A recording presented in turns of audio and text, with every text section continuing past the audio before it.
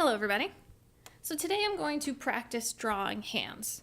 Now, hands are one of the most complicated parts of the human body because there are so many pieces to it and because you can do so much with your hands. You can put them in so many different positions that it's one of those things where you really need a lot of practice to get good at hands. So I'm going to do some practice drawing hands. And the nice thing is that drawing only really takes one hand, so I can use my other hand as my own model. It's right here available for me. So I'm going to start by, I'm going to make a new layer, and I'm just going to use a hard round brush that has opacity to it so I can do some nice strokes with different pressures, which makes it much better for sketching. You can use other brushes. You can use a pencil brush if you'd really like to, which would look really nice actually. I'm just going to use the basic hard round brush for this. So what we're going to be doing is I want to draw 10 hands. And you have a hand in front of you. So as I'm sitting here at my computer, I've got one hand here on my tablet drawing and the other hand I'm holding up in front of my face. So I'm holding it up off to the side and I'm going to pose my hand in different positions and then draw that hand from observation. So I'm going to put my hand, do like a basic kind of palm facing towards me. I'm just going to start sketching this. And I'm thinking about the anatomy as I'm drawing this, but this is really an exercise about observation. So, I'm paying attention to where the fingers are, where the thumb is, and you can be really, really loose, especially like when starting out, trying to figure out, what's the angle of this finger versus the angle of this finger, how long is a finger versus how long is your palm. All these things I'm looking at as I'm drawing. And I notice how my fingers do kind of curve, especially because I've jammed them a few times from when playing soccer when I was younger. Paying attention to these little details. And you're not drawing this from your mind, you're drawing this from what you see in front of you. And I'm constantly course correcting as I'm drawing, trying to make this as accurate as possible. So I start off really loose here, looking for certain details, where things are in relation, how far away is my thumb from my finger, things like that. What angle is this part of the thumb at? And it usually has two different angles here. What angle is this part of the thumb at? Looking at this here. Where's the lines in my hands? All that stuff. So my first goal is to kind of loosely get it down here. And then I'm going to go back in and clean this up. And this is still going to be a relatively loose sketch.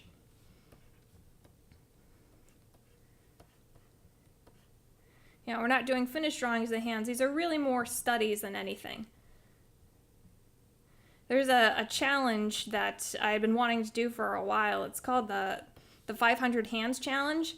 And the goal is to actually draw 500 hands in 7 days, which I can tell you is a ridiculous number of hands. I'm in the middle of actually doing it right now, but I didn't give myself the 7-day part. I just have too much work to do to actually be able to draw 500 hands in 7 days. To really do that, you have to do about 70 hands a day. And, I still have a job. I still have to work during the day. So I've been doing this at night recently. And I average about like 20 hands in like the few hours that I'm sitting on the couch at night. So it takes quite a while. I'm about 60 hands in at the moment. So I'm getting there. This actually fits right in with my hands practice. So here's one, and this is really about the level of finish I'm looking for. I'm leaving in all my loose sketch lines here. It's about trying to draw that hand, as best you can in an interesting position. Now, you could do your next one on the same layer. If you feel like, I'm probably going to move these around when I'm done because I want this to fill the page. So I'm going to do this on another layer, and when I'm done, I'm going to merge them. So let's make another hand. And I try to make each hand I draw different. So if I do one that's the front of the hand, the next one I want to do is the back of the hand. So I'm constantly looking back and forth at my hand, trying to compare these angles, where this is. Really paying attention to where those bones are, because that's going to help tell the story of the structure of your hand, especially in certain positions, is really seeing where those bones jut out, and that will give your hand much more depth. Where the wrinkles are, I'm looking at these angles. And there's like a little gap here where my wrist goes in. And the awesome thing that I really liked about doing the 500 hands challenge is, really there's only one way to get better at anything. Any type of art, the only way to get better is practice. So the only way to get better at drawing hands is by practicing them. And after drawing 500 hands, I guarantee you're going to be really good at drawing hands. And I've drawn a lot of hands throughout my career, but it's nice to finally just do a little exercise where I'm just drawing hands and nothing else. And you can use your eraser in here too. If you have something that you think is really far off, I don't like this here. I'm going to go back in and fix this because I don't think I went far enough. As I said, it can be loose, but it helps to kind of readjust things sometimes if something's really far off. And I might have started a little bit too dark as I was starting this hand. And it helps if you show like the little wrinkles in the knuckles too. That way you can really see that definition.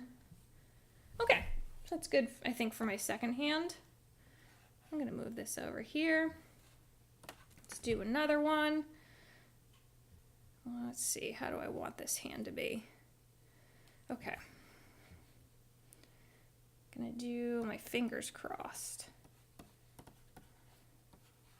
And you can see, for basically all these, I'm usually starting out with the palm and then working my way up to the fingers and thinking about the basic shape. So usually when I'm drawing my fingers, I'm kind of drawing them as, cylinders, back to those basic shapes that we've talked about, and starting that way before I get into any real details on them.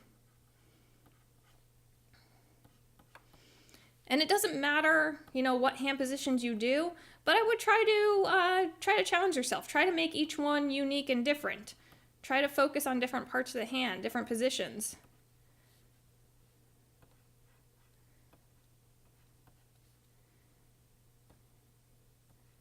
And you'll really start to see the complexities of how hands actually work.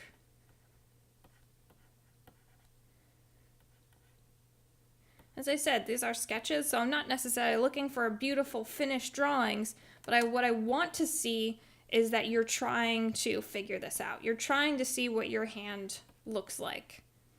And it's that constant measuring. I'm always comparing things to one another as I'm going. When I tried to do this angle here, I was comparing, okay, how far away is this from this part? And what angle is this compared to that?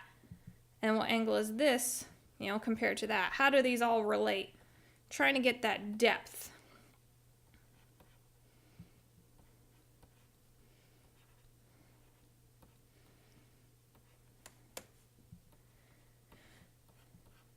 As I said, you can keep fixing it as you're going along. It's helpful if you include the wrist, because the wrist is such an important part of the hand. It's really going to tell a story of what angle your hand is at. So if you want to include the wrist, you want to go even farther and include more of the wrist, that's good too. Okay, I think that's good for my second hand. Let's leave this one here.